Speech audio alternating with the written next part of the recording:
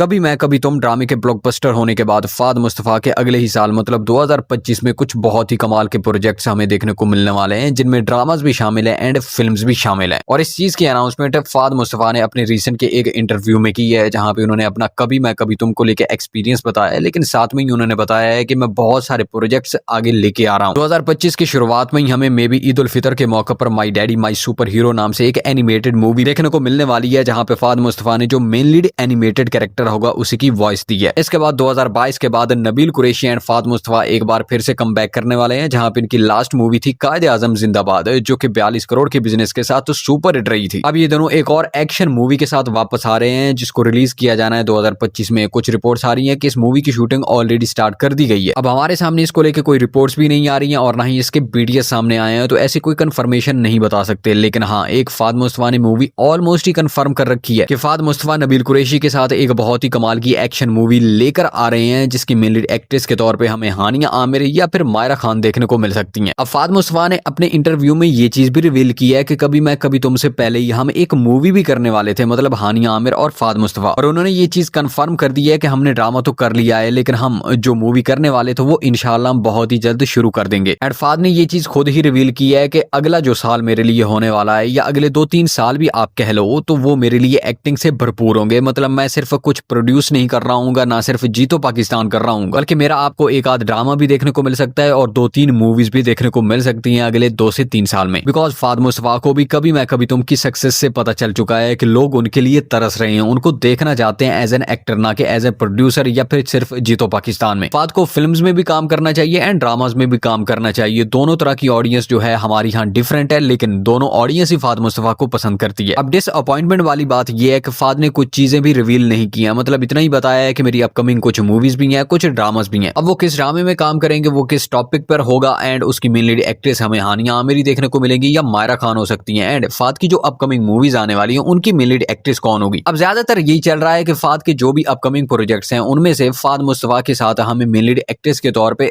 मायरा खान या फिर हानिया आमिर देखने को मिलने वाली है। खैर, तुमसे तुम्हारा ओपिनियन जरूर जानना चाहता हूँ कि कभी मैं कभी तुम की इतनी ग्रैंड सक्सेस के बाद अब फाद मुस्तफा को तुम किस तरह के प्रोजेक्ट में देखना चाहते हो, एंड साथ में ये ओपिनियन भी शेयर करो, क्या तुम कभी मैं कभी तुमसे पहले भी फाद मुस्तफा के फैन थे या इस ड्रामे के बाद बने हो।